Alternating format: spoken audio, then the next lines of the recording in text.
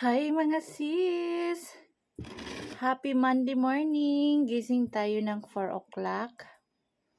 Masa-masa ng harina. Tapos, ang labas, tadang!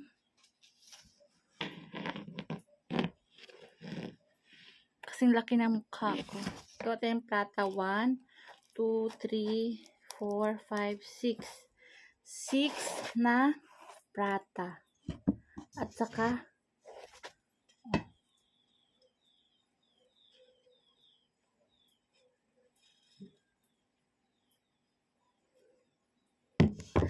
itlog, fried egg, at saka egg curry. Egg curry. Curry. Ulam. Buhay nanay. Walang katapusan. Kainin ko muna ngayon is egg curry. Kakainin ko tong mga yellow. Kasi yung mga anak ko hindi kumakain ng yellow. So, mag-breakfast na ako. Pagkatapos nito, magwalis sa labas. Tapos, matulog ako ulit. Kasi, hindi ako nakakatulog, guys. 6 o'clock na, nag-alarm na yung aking alarm clock. Tatayo na yun si Mayra maya-maya. Parang late nag-ano yung araw ngayon. Breakfast tayo mga sis. Nagwalis-walis na ako dito. Habang nagawa ako ng prata, naghigop-higop ako ng kape.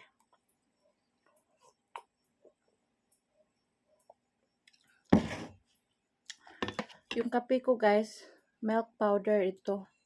Nilagyan ko ng kunting sukal at saka kunting Nescafe. Kasi matutulog pa ako.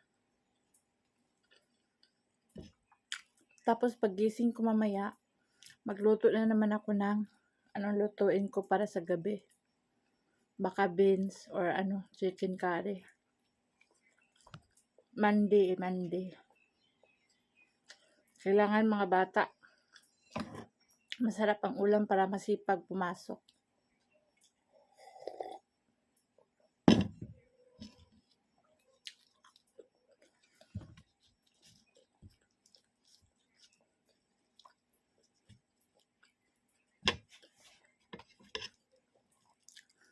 May nabasa ako, Rosana, pabalik-balik lang yung content mo, lagi kang kumakain. Yes po, kasi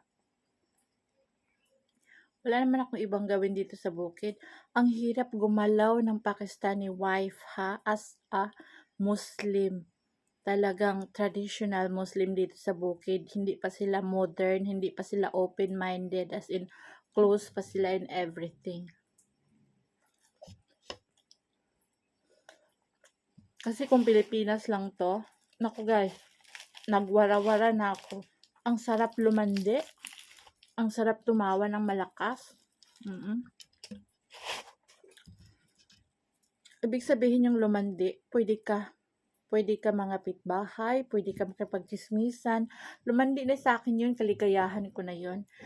Pwede kang tumawa ng malakas. Pwede ka mag-share ng yung everything, 'di ba? Daily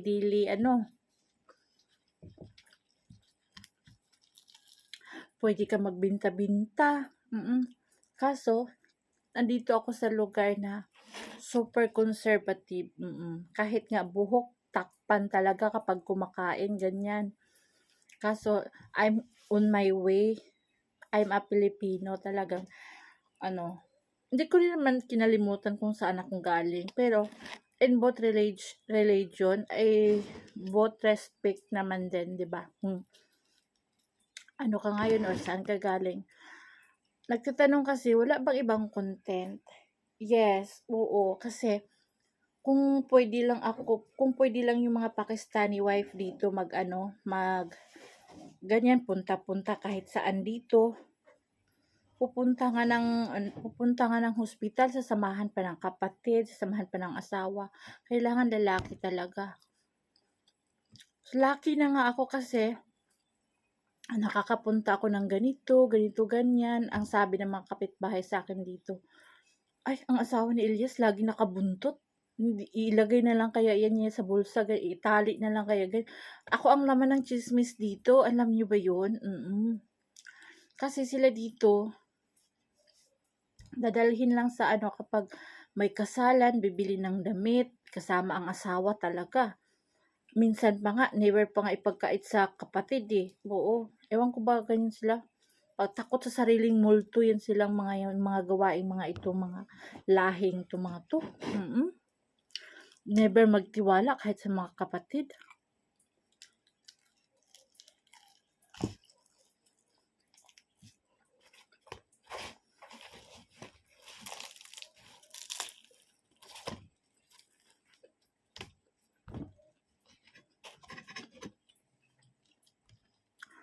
Nakita niyo naman eh, nung nasa Pilipinas ako, lahat ginagawa ko. Walang araw na bakante ako. Pagising ko sa umaga, talagang umaalis ako sa bahay.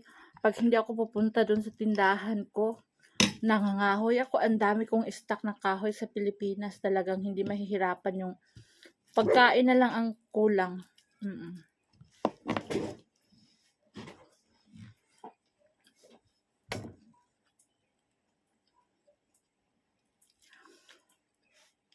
Dito kasi sa bansa nila, talagang ang babae sa loob lang ng bahay, bawal ka. Meron nga dito babae eh. Na-shock ako. Kalapit lang naman namin, parang ano, mga 4 na bahay, nasa baba sila. Na-shock ako, ang lalaki baby face pa, ang bata-bata pa, pero ang asawa, uy, mukhang lola. Kung lola ako, mas lola siya. Kasi alam niyo ba yung may uban ako ha, may uban ng tayo mga Pilipino. This is for my experience lang ha. This is not to discriminate other, just to share lang na my experience, ganyan. Nagulat ako kasi, I'm not expected na, hoy, asawa niya yun. Sabi ko, hoy, yung anak niya, no, ano na, parang, ganito, ganyan, kwentuhan kami ni Elias. Hindi, asawa niya yun. Ha? Asawa niya? Kasi, pati araw, hindi nagpapasikat ng araw siya. As in, puting-puti dito, puting-puti dito, puting-puti talaga. As in, puti lahat. Oo. Hindi nagpapasikat ng araw. Sa loob lang talaga ng bahay siya. Huy, hindi naman ganyan ang asawa. Huwag naman yung gawing ganyan, gito, ganyan. Masyak ka talaga pag makita mo kasi iba naman yung maputi na may dugo na pinkish kunti, kahit tayo maitim tayo, may ano naman tayo, may color tayo na as in may dugo ka pang kunti, Rosana. Ako maputla naman ako, pero yung ano ba, yung napasikatan din naman tayo ng araw. Nagulat lang ako nun sa kapitbahay namin kasi ay hala, para naman siyang para siyang donut, ay para siyang siupaw, kaputi, parang kapil. Koy, hala ka natiis niya yung ganyan, walang labas-labas sa bahay, grabe. Kasi kaanak lang din sila, nandiyan lang yung nanay niya sa kapitbahay, nandiyan lang yung Uy, Diyos ko, pag ganyan mangyari sa buhay ko, mamamatay siguro ako. Ako nga dito, may Pinay akong kalapit dito. Talagang nagpupunta ako pag weekly, kapag hindi busy si Elias nagdadrive, kasi nagdadrive din si Elias sa sister-in-law niya eh. Sa sister-in-law ko pala, sa kapatid, asawa ng kapatid niya. Mga pamangkin, ganyan. Kung mala Pilipinas lang dito na free ka kumilos lahat, unlike sa mga ibang bansa na pwede ka magtinda. Hindi talaga ako mahiya. Tinapay kayo dyan, syakoy kayo dyan, pinipit kayo dyan, donut kayo dyan. Talagang araw-arawin ko yan, isingit ko sa oras ko para kumita ka, magkapira ka, di ba? Ganun tayo mga Pilipino, we will make way to survive talaga. Kaso, alam nyo, ang hirap maging content creator, ang hirap maging vlogger dito sa Pakistan. Sa loob ka lang talaga ng bahay. Ano bang mabibideo mo? Maglilinis ka, everyday daily routine, magawa ka ng pagkain para sa pamilya. Yun lang. Ang pagchichismis mo dito sa mga sa mga in-laws mo, bawal sa camera yun. At actually nga, ako dito, kinatatakutan na ako ng mga bata dito sa lugar namin. Tuwing makikita ako, gumaganon na yun sila, oh. Kasi may hawak tayong cellphone, di ba? Pag lumabas tayo. Pag lumabas tayo dun sa mga ganyan, kapit pa nga, maglalakad ka, mag-walking ka, exercise ka, may hawak tayong cellphone. Hala, sabi ng mga bata sa malayo pa, huy, huy, mag-ingat ka dyan kasi magbibideo yan, ganyan, ganyan. Mga babae yan ha, pero yung mga lalaki hindi. Siguro yung mga babae, sinasabihan na sila ng mga mama niya na huwag kayo magpa-video, ganito, ganyan ha, ganyan. So, ano talaga dito sa bukid namin, strictly talaga yung face nila is nakatakip talaga. So, yun, kahit mga bata pa, tinitrain nila yan, mga pag pwede na yung bata na nakaupo, nakalakad, nilalagyan na nila yan ng ng scarf, kumbaga. So, yun, napakahirap mag-content creator sa dito nga lugar sa Pakistan. Kung pwede ka pa nga sa bansang India, ganyan, free ka doon lumabas, ganyan, kasama ng mga maggala-gala. Dito sa amin, may park, pero sa city. Wala dito merong park dito sa bukid, pero yung mga lang, restaurant, ganyan, kasama, may restaurant, tapos may dito konting palaruan ng mga bata, ganun lang. As in, wala yung dito yung katulad sa atin na Star City, lahat puntahan ng mga tao, wala dito yung ganun. Sa city, sa Islamabad, mayroon nung ganun mga park. Pero dito sa amin, sa bukid, wala. Usko, kung hindi lang to ginagawa ko na ang lahat kasi lucky ako sa wala talaga, galing ako sa wala, galing ako sa mahirap na pamilya talaga, as in, marunong ka magawa ng mga ganito, grade 1, grade 2, grade 3 pa ako, nagtitinda na ako ng yema, gumagawa na ako ng yema, talagang gumaganon ako ng gumaganon, candy. Tapos pag, na ako, grade 6, nagtitinda na ako ng asin ha, nilulukdo ko yung asin, isang planggana, pupunta, palakad sa palengke namin. Ang bigat ng isang plangganang asin ha, tapos tinda mo yun. Lahat hanggang nag-graduate ako ng high school, nagtitinda ako ng ginamos, tuyo, bulad, mga ganyan. Talaga kung Pilipinas lang to, talagang ika-career mo talaga lahat nga kumita ka. Kaso ito lang yung way sa mga tulad ko na nakikita nyo naman yung yung Pakistani wife. Kadalasan dito is nagba-vlog talaga. Lahat, almost, maliban sa mga mayayaman, yung mga asawa nila is naka-office, yung mga ganyan, nasa abroad. Meron din nagba-vlog, pero almost talaga yung mga plain housewife na nasa bahay, nagba-vlog sila. Yung iba na pinagbabawalan ng asawa, yung sa Facebook is, Facebook nila, profile nila is mga cartoons, yung mga ganyan, pinagbabawalan ng mga asawa yun na mag-Facebook. Pwede ka mag-Facebook, pero wag i-upload yung mukha mo, yung family, yung mga ganyan. Depende sa asawa yun. So, sa amin naman kasi si Elias is ako yung naghanap buhay. Ako yung gumagawa ng way to survive talaga. So, si Elias kasi parang lumaki siya ng spoiled brat, kumbaga. Kasi nung naabutan ko pa yung nanay, ako pa nag-alaga, kahit gano'n na si Elias, hinahalik-halikan yung paa ni Elias, yung mga kamay, lahat. Mahal na mahal si Elias ng nanay niya. Tsaka yung mga kapatid nila gano'n na rin yung turing kay Elias. So, yun. Kaya lumaki siyang gano'n talaga. So, I cannot blame him na ganito, ganyan, bakit hindi ka nagtrabaho, ganyan, ganyan. Kasi, gano'n na talaga siya So, wala na tayong magagawa talagang. Hindi naman din niya ako sinasaktan, mabait din naman siya. Kung nagkakaintindihan kami kung ano yung sinasabi ko, naintindihan naman niya. Sabi ko sa kanya, wag mo akong pagbawalan kasi hindi ako Pakistani wife na katulad ninyo. Talagang pinaliwanag ko sa kanya na hindi ako katulad sa mga babae dito. Talaga ibahin mo ako kasi kung hindi mo ako anuhin, bahala ka, ikaw magtatrabaho. Hindi ako mag-YouTube. Kapag nag-aaway kami, hindi ako mag-YouTube, bahala ka sa buhay mo. Ikaw maghanap ng pera, pambili ng ganito, ganito, ganyan, pambaon ng anak natin. So, kahit ganito lang yung buhay namin, hindi kami mayaman, hindi kami, kumbaga, nakakain kami ng 3 times a day. Kailangan pa rin ng pera para sa grocery, no? Para sa may 3 kang anak, may college na ako, tapos, basta mahirap maging content creator, mahirap maging vlogger, lalo na sa buhay natin ngayon na halos almost parang 90% nagiging vlogger na lahat kasi may Reels, may TikTok, may Facebook, may YouTube, ano-ano pa yung mga ibang anik-anik diyan. Basta ang ano, sa lahat, sa atin sa Pilipinas, ang bilis kumita sa Facebook, sa Reels kasi maligo ka lang diyan sa ilog.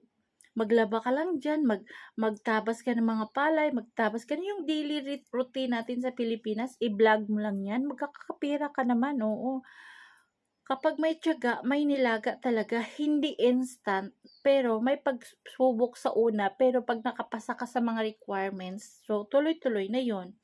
So kailangan talaga sa atin sa Pilipinas may video everyday sa mga outdoor, indoor. Sa akin naman kasi almost indoor sa old videos ko, makikita ninyo, doon nyo ako makilala ha, sa mga new followers ko, new viewers, new subscribers, makikita nyo ako, makilala nyo ako sa old videos ko, doon nyo ako makilala kung paano ako nagsimula, paano ako dito namuhay sa Pakistan. So, as a plain second wife ng Pakistani. So, yun, makilala nyo ako kasama ang unang asawa ni Elias, ganyan. Masaya pa kami noon. Ngayon, wala na, distance na. Abangan ang video for this topic ha, sa aming dalawa. Kaya yun ang sagot ko na bakit lagi akong kumakain. Napakahirap ang buhay na plain housewife ka dito ng Pakistani na asawang Islam talaga. Lalo na close-minded, hindi pa sila open-minded talaga dito. Kasama mo pa yung mga tiguang, ganyan, ganyan. Lahat ng advice bigay sa'yo, ganito bawal, ganito, ganito. Pati nga pag-atching ko, talagang pag uma-atching ako, talagang ibuka ko talaga, atching! Gumaganon talaga ako. Sa kanila, pati pag-atching, pag pipigilan nila, sabihin mo na, atching! Gumaganon pa sila. Talagang hindi nila ilabas yung voice nila ba? Tayo hindi gano'n talagang 'pag tumawa ako ha, 'pag tumawa ako wagas, 'pag umiyak ako wagas, 'pag umatching ako wagas. Lahat sa akin wagas, lahat sa akin malaki, pati ako malaki, o 'di ba? As in lahat ako malaki. So yun guys, abangan ang ating next topic sa aming dalawa ng aming unang asawa ni Elias. Daldal ako ng daldal, malamig na yung aking kape. Tsaka yung aking chapati di pa nauubos. Isang chapati lang ako sa umaga. So yun mga sis, sa tanong ko bakit laging indoor yung vlog ko, ito ang sagot. Thanks for watching, and for my new viewers, please subscribe, Rosana Elias, and to my Facebook page, Rosana Elias, ang second wife. Thank you for watching. Salamat. God bless everybody and happy blessed Monday. Unang gumising ang aking girl. Si Sammy mamaya, nakabihisa siya si Sammy, mamaya pa yung kailangan pa yun ng pukpuk si Sammy. Shout out sa aking winter clothes sa likuran. Paplansyahin ko na naman yan.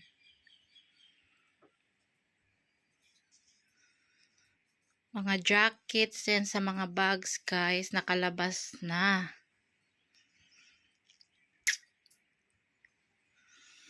Ang kanilang breakfast. Hindi ko naubos yung aking prata, kalahati lang. Fried egg. Kainin nila dito is white lang. Kay Mayra, kunti lang yung minom ng tsaa. Si Sammy, 2 cup yung tsaa ni Sammy. Pag tapos nito, kukuha pa yan siya ng 1 pang cup. Kay Mayra, ito yung luto ko na egg curry. Maanghang. Si Mayra, favorite niya always is maanghang. Pati yung noodles, gusto niya maanghang. Ayaw niya lang hindi maanghang. Diba, shout out sa Pakistani breakfast. Signature breakfast.